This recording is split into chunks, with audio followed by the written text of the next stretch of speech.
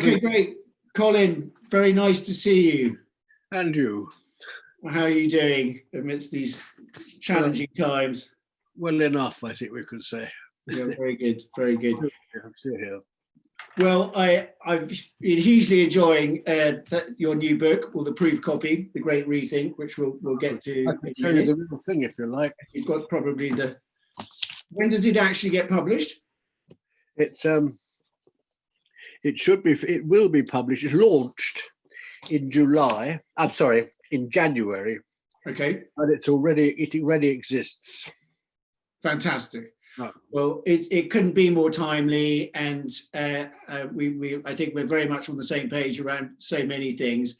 And some of the people who will be watching this may have seen the discussion that we had last year at the Port Eliot Festival, which is up on our website. So I don't want to sort of go over the same ground too much, but I do urge anybody who's watching this who'd like to know more about where you're coming from, particularly around food and farming, to have a look at that discussion we had, because we talk a lot more about things like topsoil regeneration and the rest of it. Whereas today, I think we're looking more at what you're tackling in this new book, which is more of a sort of meta overview of really the sort of metaphysical and philosophical underpinnings of the culture that's brought us to this place. And I think it's really, really fascinating, and I do urge everybody to order a copy.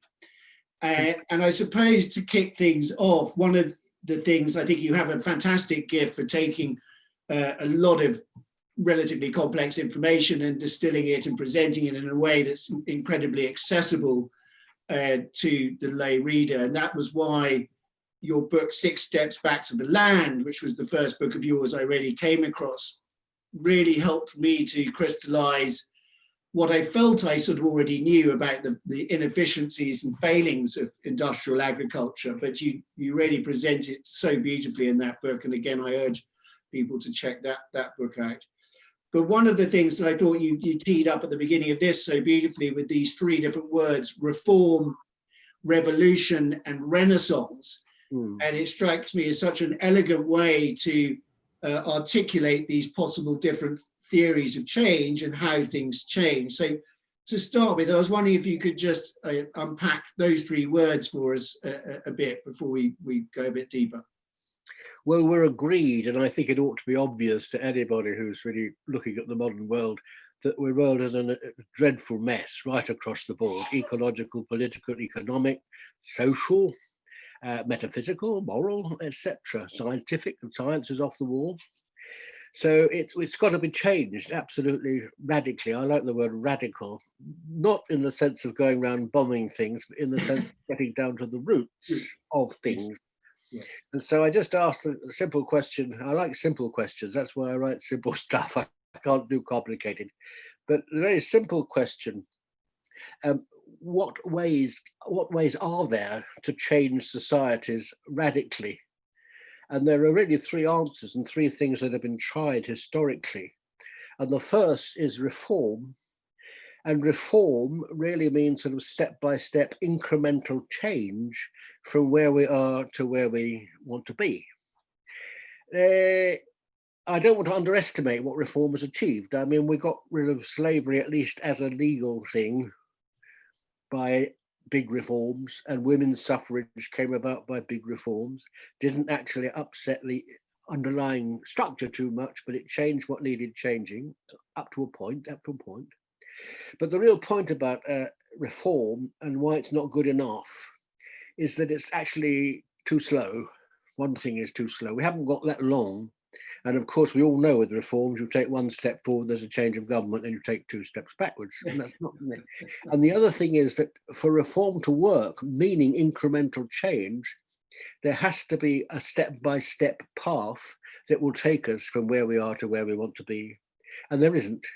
And there's going to be along the way huge discontinuities. For example, we should ask, as a serious question, whether we really need corporates at all. Never mind whether some of them behave badly, but are they actually what the world needs to run the economy? And if you decide that you don't want corporates, or that you don't want individual corporates, we could all name them, the ones we don't like, I think. Well, if they go, that is hugely disruptive, and that is itself not actually reform. So let's say reform by itself, although it's achieved a lot, isn't enough. Mm-hmm. Second, historically well-known way of changing is by revolution. And there, of course, archetypally, you have a big fight. And basically, you might even not only go back to the roots, but actually start again with a tabula rasa. You wipe out what was there before and effectively start again from a very low base, redefining everything. Well, I think that's, if you can, sometimes that's necessary actually, but on the whole, it's best avoided. And revolution on the grand scale, which would be needed, global scale, A, it's not going to happen. And B, if it did, it's hugely, hugely disruptive and can do far more harm than good. The main thing is that all politics is non-linear in its effects. Whatever you do, you can't really say how it's going to turn out. But with revolution, you really can't tell. I mean, it is the outcome is so uncertain. And I often think that the revolutionaries of 1917, who changed Russia, didn't have in mind Stalin, but Stalin was what took over. And apparently, I only read this the other day, the creators of the American Revolution in the 1770s were dissatisfied with the way it turned out. It's, on the face of it, very successful, but actually what came out of it, which was that sort of, rather brutalist economy and so on, wasn't what they had in mind. Mm-hmm. So revolutions almost never really work the way you want them to. Now, there's a third option, fortunately, and that's the one I'm calling Renaissance. And Renaissance is radical in the sense that it means rebirth. So you go back to first principles and you build again the things you need from first principles, but you don't start with a scorched earth policy. You don't zap everything. You say some of what we've got here is actually quite good, or it could be tweaked so that it becomes quite good. So that's what we've got to do. One other little thing. Renaissance, we need a new Renaissance, a Renaissance more radical, I would say, than the Renaissance of the 14th, 15th, etc. centuries onwards. More radical than that, because that was primarily about the arts, to some extent about political structure, but mainly about the arts, culture, science. And the Renaissance we need now has to encompass that, but also has to get right down to the politics, the economics, the agriculture, the practical day-to-day things. And the second thing is that, as I understand it, the Renaissance, often called the Italian Renaissance of the 15th century onwards, or even 14th century onwards, was really led by bankers and by intellectuals and by artists. It's very much the elite. And the Renaissance we need now, you need intellectuals. I mean, it's a place for these chaps, people, men, women.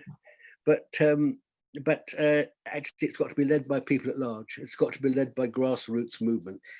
And I do actually believe in people at large. I like the expression ordinary Joes, actually. I'm very happy to be an ordinary Joe. Yeah. It's got to be led by us. Yes, yes. I couldn't agree with you more. And again, I suppose I love the fact that you focus on food and farming, that if we can fix food and farming, we might well crack the other things as a sort of a consequence, and that all of these changes probably at their core share some very similar criteria. And I guess that's what I'm really wanting to highlight on this platform more widely, and sort of bring all of this thinking together under sort of one roof, as it were. But I suppose what we're probably going to see is a sort of messy combination of reform, revolution, and Renaissance. Realistically, I don't know, and in varying different degrees in different parts of the world. I don't know, but I suppose it's unlikely and unrealistic for us to expect a global uniform Renaissance where there aren't revolutionary outbursts and the rest of it. But I think, could you maybe just then apply what you were just saying, particularly to the food and farming systems, and how you actually envisage, in your sort of ideal world, how would we make that transition? Could I then begin just to pick up on a couple of points you made? Yes.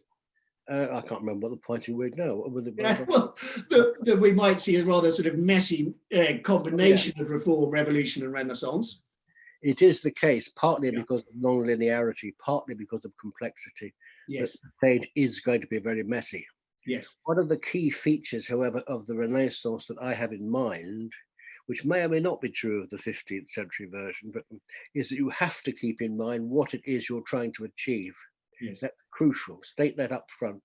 One of the things that strikes me about governments like ours anyway, is that they don't actually define what it is they're really trying to achieve. It's all very vague, I mean, I know Trump is a kind of gross, whatever, anomaly, but I mean, his stuff like put America first. What on earth does that mean? Well, it means carte blanche to be aggressive, doesn't it? But I mean, it can be made to sound good, actually awful. We are focused in Britain, have been for the last 20 years, on economic growth, which can make life better, but economic growth per se certainly doesn't guarantee improvement for most people, and can make life a great deal worse for most people, and indeed for the biosphere at large. So I begin by saying, what actually is it that we're trying to achieve? Can I just divert slightly, because I quite like this? Yeah.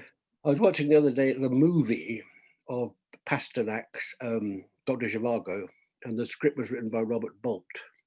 And I don't know how much of the script was Bolt and how much was Pasternak, but the point I want to make is that at one point, the local Bolshevik leader says individuals are not important. Right. And one of his followers says, what is important, comrade? I've forgotten. I thought that is very, very good. And we forget what is actually important. And what I've defined, first of all, right up front in my new book, I'll just remind readers who have lost, that what we should be trying to achieve is convivial societies. I love the word convivial, living together amicably, etc. Within a flourishing biosphere. And I'd stress the word biosphere, meaning living world, rather than environment, which simply means surroundings, which simply these days means real estate. We should ban the word environment in this context, biosphere. And also, though, in making sure that the idea of convivial society includes the idea of personal fulfillment. So that's what we're looking for. Because the kind of it's important that the changes we make should be radical, but they should be what we want to happen. In other words, the ideal is for individual people to decide for themselves that conviviality is what they really want, and a good relationship with the living world is what they really want. That's why it's about mindset. Apropos the special role of agriculture, well, agriculture sits right at the very heart, and food, let's put them together. Agriculture and food together sit right at the heart of all the world's affairs, not just human affairs, but all the whole living world depends on how we farm or how we farm, basically. So, it's treated just as a kind of ad hoc. Another business. Just another business, yeah. And then the slogan of I heard in the 1970s, first of all, was agriculture is just a business like any other, and its role is just to make money for whoever happens to be in charge at the time. But actually, it impinges on politics, includes it in the economy. Of course, I like to say, and I think it's more or less true, that's why I like to say it, that the cause of wildlife conservation is almost dead in the water unless we have wildlife-friendly agriculture. And the cause actually of a convivial society is more or less gone out of the window unless we have a good time. So the point is, agriculture affects everything else, but it is also affected by everything else. So that what you said earlier, you know, in order to get the world to rights, we have to get agriculture to rights, absolutely. But in order to get agriculture to rights, we have to get everything else to rights as well. And the whole point, sorry, the whole point about whole point about the Renaissance, as I see it, is that it has to be across the board. We'll talk about that in a second, but everything has to be considered. But it's very difficult to consider everything at once. This is a kind of Eastern thing, really. But so we've got to start somewhere. Yes. And I've been arguing that the best place to begin is with agriculture, because although it is so critical and affects so many people and all that, and although it seems to be sewn up by a few corporates, handful of corporates run the whole damn thing, it seems to be we've got no room for maneuver. Nevertheless, agriculture actually, combined with food culture, is the most susceptible, the most amenable to general people's takeover. That actually is the theme. Can I just show another of mine books? Please. Fairly recently. The one before, no, actually this is about 3 books ago now. But this one called 6 Steps Back to the Land, which you mentioned earlier on. Yes. This argues that actually everybody could become involved in farming to some extent. Even if you start with a window box, there's a sort of logical step-by-step progression that'll take you to the ideal being the sort of the mixed farm, possibly, yeah. Fantastic. So many things you touch on there, and I love the fact that I also love this word conviviality, and I scribbled it down just before we started talking because I wanted to bring it up. And I think the reason I start this sort of regeneration learning journey with food is for precisely this reason, that is our most direct interaction with the natural world, in a way the area we have the greatest ability to affect change, and is often the area that wakes people up to these wider systemic issues the first. And it was actually when I started writing, I also worked in restaurants, and that was what starting to handle very beautiful organic produce and things started to wake me up to these wider issues. And I think this, and Michael Pollan, for instance, is another food writer I think articulates this beautifully, that actually the world's great cuisines and sensible, intelligent, what you call enlightened agriculture, there is an alignment of interests here. And that's what we're obviously aiming for in this kind of whole systems kind of change. And I think that is an incredibly important thing for people to remember, that actually all of these things are deeply, deeply woven. The world's great sort of gourmet traditions, good nutrition, good animal husbandry, good stewardship of the planet, all come together. But of course, and one of the great delusions that 6 Steps Back to the Land so effectively sort of knocked into the side for me was this notion that we somehow need vast industrialized monocultures to feed the globe, because that's, again, one of the many assumptions that this particular kind of scientific paradigm forces down our throats, but upon closer scrutiny proves to actually not be true at all. And we don't need GM to feed the world and the rest. Can I diverge a little here? Yes, please. This whole business of the relationship between good farming, actually, can I just break this down a bit? Enlightened agriculture in practice, I mean, it's a new idea, new expression, but it's based on 2 fundamental ideas, which are quite well established now. One is agro-ecology, which says that farms should be treated as ecosystems, and farming as a whole should be a positive contributor to the biosphere. And the other big idea is food sovereignty, which says that everyone should have control of their own food supply.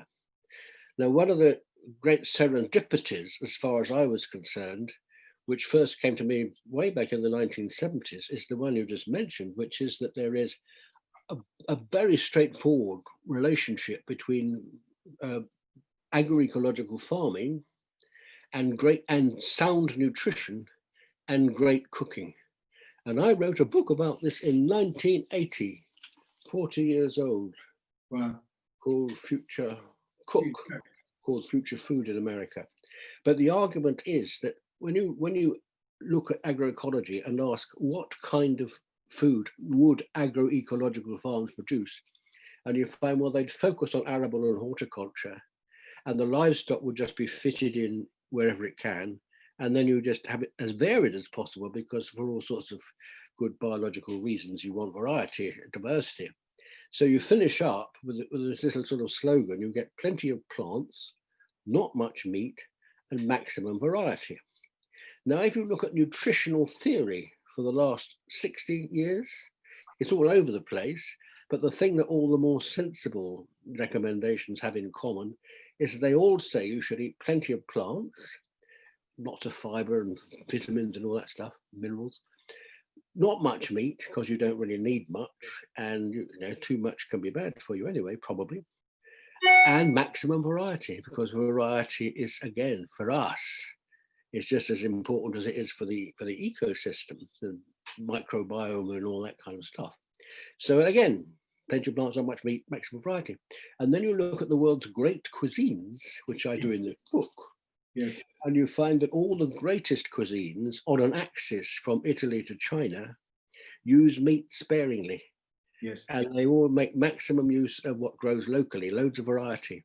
And they're all basically cereal based with pulses and loads of vegetables and fruit.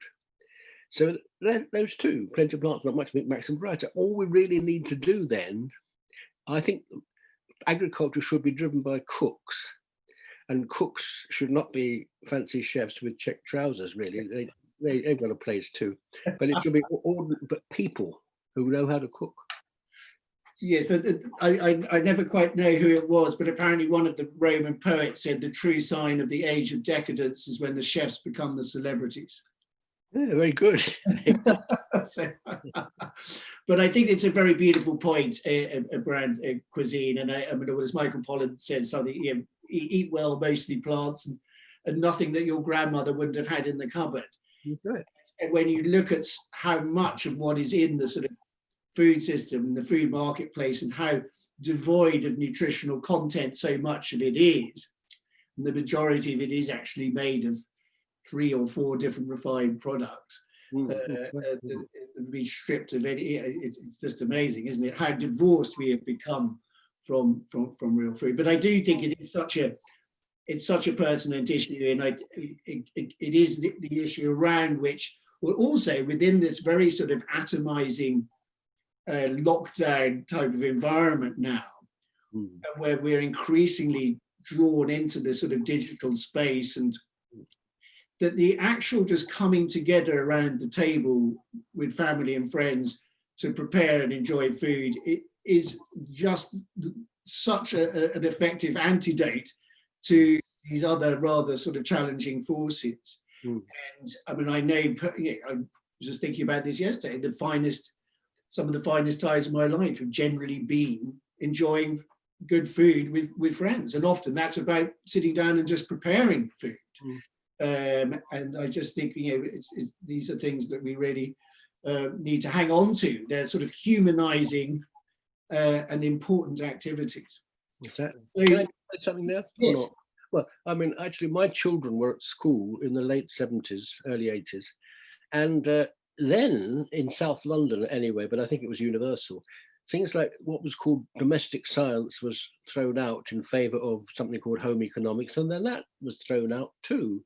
And the reason given was the political correctness, and this is Labour as well as the other lot, saying it enslaves women, you know, this kind of cooking. We should liberate ourselves from these chores, and therefore we should learn how to open packets of frozen peas and tins and things like that. We're okay.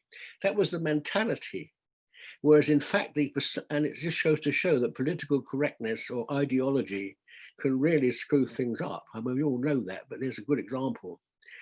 And really, one should say, actually, the most important thing that you can teach children is how to cook. And I reckon that, you know, one of the most basic thing that all human beings can do to save themselves, to save the planet, is to learn how to cook. And as you say, gather around the table and eat together. Absolutely, very crucial. And I mean, I was just reading your chapter this morning about governance and why are we running things so badly. And I find what I see a lot at the moment is essentially a sort of systemic ideological crisis that has a lot of momentum in it. And I love the fact that your book's called The Great Rethink, in contrast to the World Economic Forum's Great Reset, which has been getting a bit of attention recently, obviously, because it's, in a way, what's being proposed there is the sort of obvious kind of sort of end game of this kind of technocratic, centralized system. And so I found myself, I've never felt particularly sort of politically kind of engaged, but the events of recent months have really kind of brought so many of these isms up into up to the fore. And I was looking at something that Orwell pointed to a few decades ago, which he called oligarchical collectivism, which suddenly struck me as a very kind of prescient kind of notion of what we might see unfolding now. But in terms of a new governance system that we would like to all kind of aspire to, there's part of me that feels that what we're looking for there probably hasn't actually emerged yet. We don't really have a proper example of it potentially. But could you do a beautiful job of sort of deconstructing the real meaning of things like socialism and the rest of it towards the end of the book here. Could you maybe just unpack that for a little bit about your thoughts about a new political and governance model that we could be aspiring to, and what that might look like? Just in 2 minutes, yes. But Yes. I think one of the key issues is that we have to differentiate between principles and ideologies. Right. Ideologies manifesting as isms. Right. And people talk about political principles, the Tory principle, and this is the Labour principle. They don't actually mean it's a principle. They mean it's an ideology. This is what the doctrine says, and therefore this is what we should do. Yes. To me, there's only two concepts that deserve to be called principles, and sets of concepts. And the first is moral, which asks the question, what is it right to do? What should we be doing in this world, and why, and so on? And the second set of questions is, what am I? Well, I'm losing my thread, so my brain's gone. Moral and ecological. We should be asking, what do we need to do in order to keep the planet in good heart and ourselves in good heart, etc., etc. You could say that the first, the question, the moral question, is what is right, and the ecological question asks two more questions: what is possible, and what is necessary in order to live convivially. Just to point out the obvious, that if what is necessary exceeds what is possible, then we're in real trouble. Yes. But for the moment, let's say the next 20 or 30 years, it's just possible that what is necessary is not as great as what is possible. In other words, we could feed ourselves perfectly well, keep the world in good heart. One of my key points is that, there's tremendous cause, if you look around the world, wherever you look, for real pessimism. I mean, there are so many real horrors in the world. But on the other hand, if only we did simple things well, and if only we did things properly, and if only we stuck to the principles and the goal, convivial society, etc., then we could solve our problems. And whereas at the moment, people like, Pope Francis and the Dalai Lama and great religious leaders are saying, we're going to be in real trouble in about 30 years. And scientists, of course, are saying the same thing. And some economists are saying the same thing, even that although that, and it is true, we could be in real trouble in 20 years, we're in trouble already. Yeah. But if we played our cards right, we should still be here in 1 million years' time. And we should be thinking in these terms, long biological terms. I mean, the human, recognizably modern humans, people you wouldn't probably think twice about, have been around for at least 1 million years. And before that, there were 4 or 5 million years of people who looked fairly human, almost. there's no reason why it shouldn't go on. We should be thinking in millions of years, and we're thinking in terms of years, certainly decades at most. Term in office rather than, Yeah. rather than 7 generations. And then, so I mean, and this word metaphysics, which we've both touched on it, and I use it often. I think this word spiritual is obviously such a sort of a loaded word, and metaphysics maybe is a sort of slightly different term. But could you maybe just talk us through that a little bit? What you mean by metaphysics, and what's at the core of what we need to address there, and how that could then inform a new look at, you know, the political and economic system as well as food and farming and the rest of it. Modern philosophers, I'm not sure, don't seem to like the word metaphysics, and they tend by metaphysics to simply mean one little branch of, or fairly big branch of philosophy, which is what they call ontology, which simply addresses the question as what is things made of, etc., etc. What are they? Well, to me, metaphysics is the big subject, and there's various people who might be called metaphysicians or metaphysicists, and never know what the term should be, saying that the real task of metaphysics is to address what people call the ultimate questions. And this is, and very few that I've come across so far, but I haven't read everything, really say, already venture on what are the ultimate questions. Right. And in my new book, I suggest that the ultimate question are, what is the world, what is the universe really like? Which is the sort of ontological question: how is it made, etc., how does it work, etc., etc., etc. Secondly, not just what is right, which is a moral question, but what is the basis of rightness? Where does goodness come from? Why should we say this is good and that's not, you see? And that's, I think it is a moral question, but it's also a deeper question. That's a metaphysical question. And then the third question is, how do we know what's true? Which philosophers would say this is an epistemological question, which of course it is, but it's also a metaphysical question. You know, how do we grasp what's the case? And the short answer actually is that we don't know what's true. But I mean, how do we address this? And the fourth of the great questions that metaphysics addresses is how come. And I rather like the idea. Well, I do like the idea that, you know, modern physicists, I think, are still talking about superstrings as being the kind of ultimate explanation of how everything works. It's an explanation of a kind. It's a mathematical construct that you can throw at the universe and everything fits. So that's an explanation. But the point is that even if you did come up with this wonderful formula which says, this is it, this is sort of mega equivalent of E equals mc squared, this is how it all works, all superstrings, you still have to ask the question, how come? How can it be that this extraordinary universe is coming? Where did superstrings come from? You know, all that sort of stuff. And these are unanswerable, but they're not questions that go away. One thing I like to suggest is that, well, Sir Peter Medawar, who was a great zoologist from the mid-20th century, said that science, he was a good philosopher of science as well, he said science is the art of the soluble.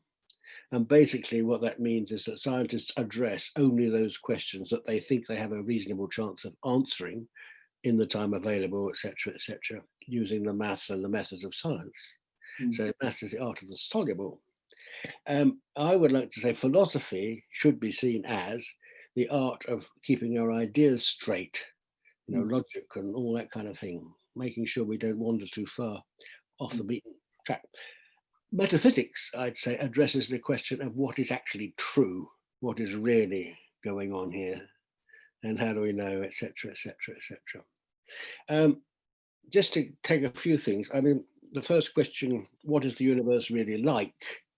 Well, there's a certain group of scientists, by no means all of them, because many of them are very spiritual beings and metaphysical beings, but some of them who think that if you can't answer the questions that you're asking by science, then it's a non-question. You know, science, in other words, encompasses the whole truth. And that is known as scientism. And I'm afraid it's true that a lot of scientists, including people in high places, are scientismics, whatever. I'm not quite sure what the noun is, but like a fundamentalist branch. yeah, yeah, yeah. And out of that, I mean, related to scientism is what one might call uncritical technophilia. And high technology, to my mind, is the kind of technology that comes out of science, like the laser and the computer, as opposed to sort of artisanal technology, which is, you know, boat building and farming and stuff like that. And where am I going with this again? Well, could I just take you up on the science and technology thing quickly, because I would really love to talk about that, because I think it's an incredibly, I think our conversations around this area at the moment as a culture could not be more important. That we've kind of got a runaway train going at full steam with this kind of technophiliac kind of vision, and some huge global policy decisions being made that affect every single human being on the planet.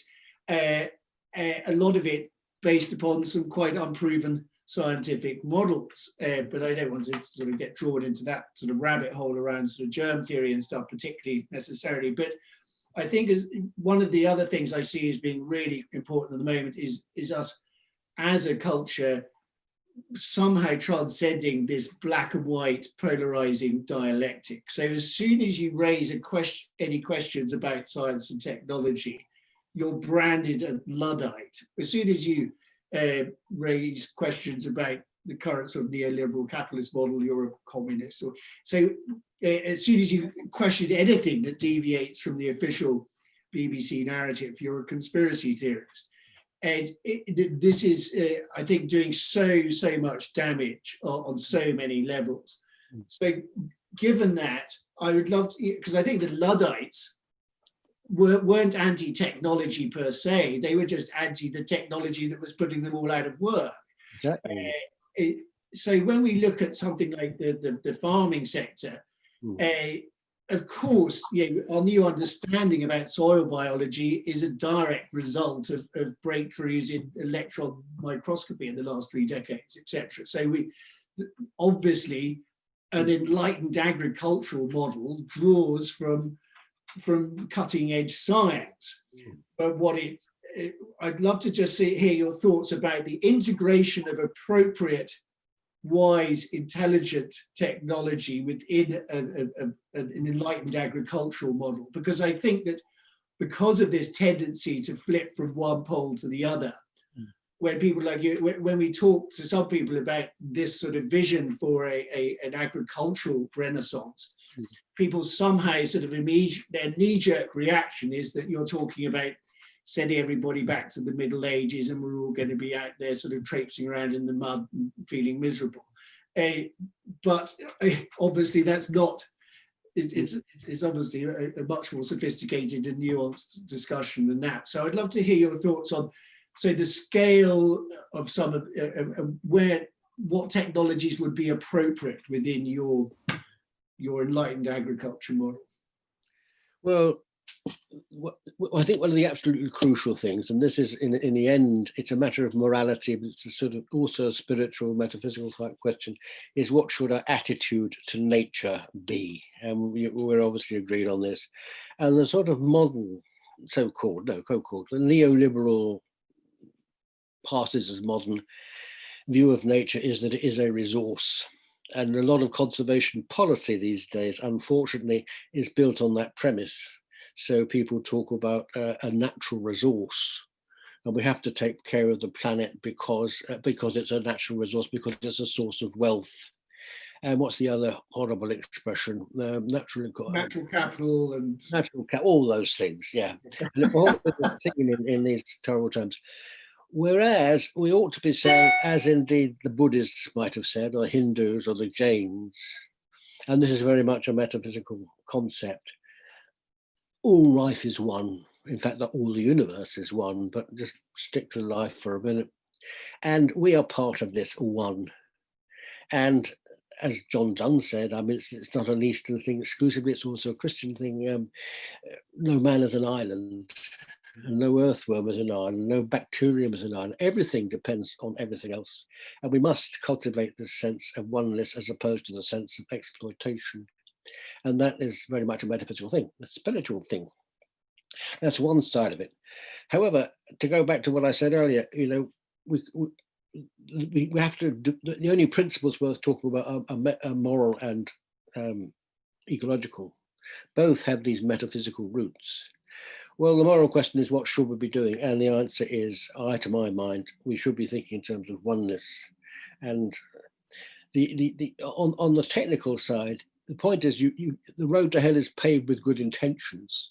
And you can want to create a sort of one world and all that. But actually, when you get down to trying to look after the diversity of species, or to farm in non-damaging ways, or even to farm in damaging ways, is hard enough. It's incredibly complicated. And as you said, you really have to get down to the science. And one of the great revelations of the last few decades, although it's been staring us in the face for a very long time, is the absolute importance, for example, of microbes. And Yves Balfour, who founded the Soil Association, said in an arm-waving sort of way, if you look after the soil, the crops will look after themselves. Well, nowadays you would say, if you look after the microbes, the crops would take care of themselves. And it's always top down and bottom up. We affect the microbes affect us, etc., etc., etc. So then the question arises, I think, well, it's the metaphysical question as opposed to the moral question. You can decide what it is that's good. And we all agree in things like unselfishness and generosity and all those other things that we know are good. But the question is, why do we think that? And there are several kinds of answer. The biological answer, I think, is the Darwinian answer, funny enough, because Darwin wasn't simply interested in saying, oh, life is one big punch up and one big competition. He was also very aware of the fact that animals and plants survive mainly, I think, by being cooperative. So you could say, look, generosity and compassion and all these other nice things underpin cooperativeness, which is a wonderful survival tactic. In fact, it's the best of all survival tactics. But then there's another kind of question, which I think is properly called metaphysical, where you ask this, because you can ask things like, well, why is survival important and all that kind of stuff, if you really want to. And I love the idea, the Buddhist version of the Dharma, don't you? I mean, the whole sense that the universe is, in fact, in the end, harmonious. And the very simple answer to what we should be doing is we should be trying to live according to the harmony of the universe, enhancing the inharmony, as opposed to trying to cut across it and recreate it in our own image. And it requires not it, but to do it properly, to actually function properly, you really have, as far as possible, to understand what you're dealing with. And that's where the science comes in. Absolutely. And I suppose this notion that before we can actually start doing anything differently, we have to start to learn to think a bit differently. And otherwise, I always go back to Peter Cook, the British comedian, who said, yes, I've learned from my mistakes and I'm sure I could repeat them exactly. So I think the education component is obviously absolutely critical. And I've just been amazed to see my two teenage sons embark on sort of A-level economics courses and find that there's absolutely nothing within their A-level economics that gives any countenance to sort of circular economic theory or any of these progressive ecological concepts that we so urgently need to pay attention to. So the education system is woefully out of step as well, along with everything else within this paradigm.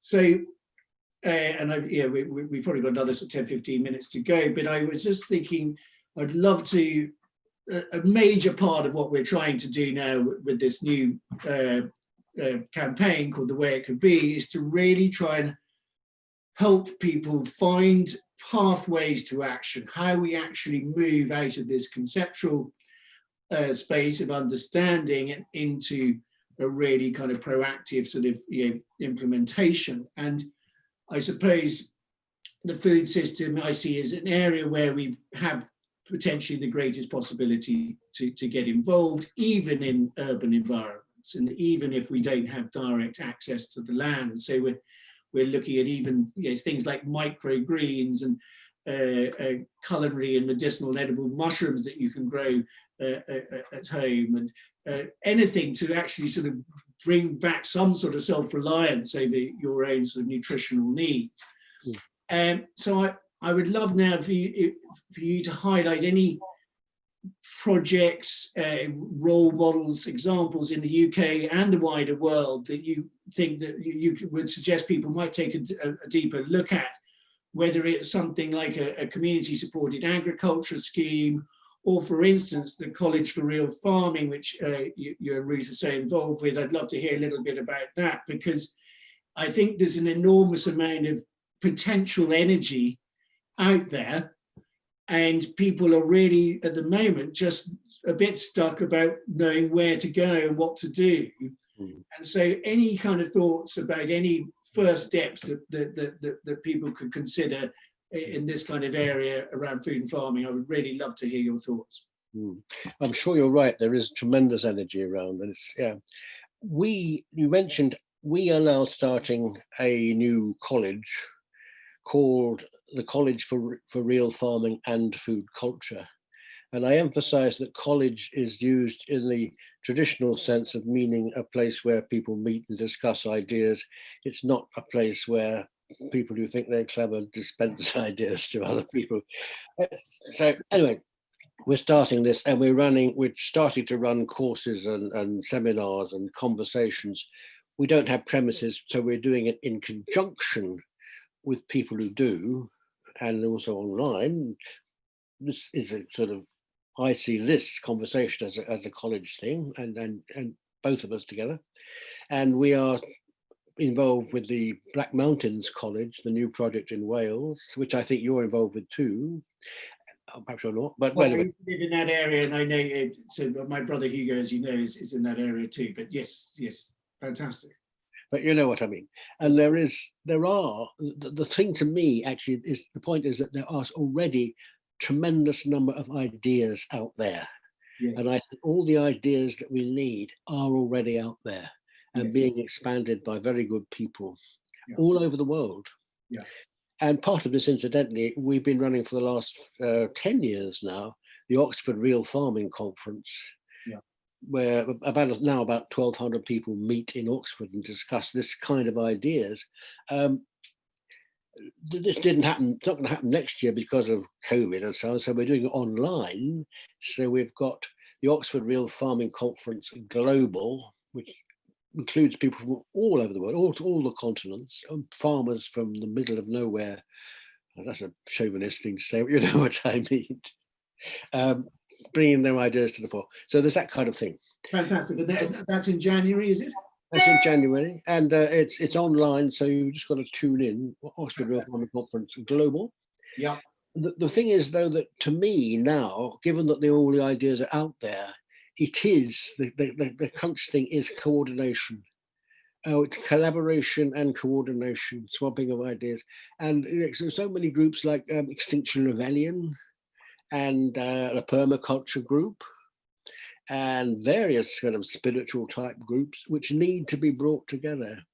And I'd love to see the various churches taking a greater interest. I mean, they are basically concerned with metaphysics, and they should be getting engaged with the very big ideas and not simply trying to talk about their own little bit of theology, which usually just gets in the way, etc., etc. Lots of clerics, including several that I know, certainly agree with that. On the purely, but you know, that's a sort of the mind thing, the brain thing, and the spiritual thing. But on the practical front, it is, as you've been saying, it's about starting on the one hand, cooking, taking food seriously, buying the stuff that is, that you know is good, locally grown, etc., etc., and as far as possible, starting to grow things. One thing, a very big problem, which actually goes to the heart of this whole thing, is that growing as the economy is, in the state of the economy, sort of buying good organic food locally, etc., not always, but in general, is more expensive than getting stuff from Tesco. It might be 10 times as good, but it's still dearer. And people will say, including politicians and farmers and all sorts of people who should know better, we have to produce food on this industrial way, etc., because otherwise poor people can't afford it. Now, the real question, and this is where governments always fall down, including the Labour government, is why is it that in a country like ours, which is rich, fifth richest economy in the world, etc., how is it that we have people so poor that they can't afford food? And the crunch point is we've got to have a more egalitarian economy. And that's partly a matter for economists, including your sons, who are not learning about that. Yeah. Are they? And but also a question for everybody. So it's a moral question. How come we have this? And so we must get a more egalitarian society. We must get the kind of government, by whatever means, that would believes in an egalitarian society. And we must get the kind of economists who could actually make it work. And I've been fostering something called, and so are other people, called green economic democracy, where you actually have an economy which is expressly designed to be more egalitarian and expressly designed to take good care of the biosphere, and so on and so on and so on. So we come back to the point that, yes, we can do real practical things, cooking, gardening, etc., but you can only go so far unless you change everything else as well. But if we become more powerful at a grassroots level, then we can start to change the global level. I mean, that's really fascinating, and it also sort of tees up potentially another conversation I'd love to have with you maybe in the new year, because it's a big one. Is that much of what is being presented to us now through this sort of technocratic globalist paradigm is being couched in the language of this is all being done as the new Green Deal for ecological reasons. But of course, very progressive concepts and thinking have been sort of co-opted into that mainstream model, which in a way is just a further iteration of what came before, and is just hitting various notes that are deemed to be kind of in line with where you and I are coming from. And I think, yeah, this is a really, and I'd love to talk to you at another stage, maybe in more detail about that, because I think that's immensely sort of prescient right now. But I will add, when we post this, I'll put some links in for the College for Real Farming and Food Culture, plus the new book, The Great Rethink, which I urge everyone to get a copy, but also 6 Steps Back to the Land, Good Food for Everyone Forever, your fabulous book about trees here, which I'm ashamed to say I've never finished. Absolutely fantastic. I like that one. Yes, amazing. Colin, thank you so much. Always an absolute joy to talk to you. And thank you so much for your time, and Ruth as well. And I'm best of luck with the new book. And I would love to come back to you sometime in the new year and yeah, carry on from where we left off with a further discussion. Good, thank you. So would I. Thanks very much. Thank you, Colin. Very best wishes. Thank you now. Bye. Bye.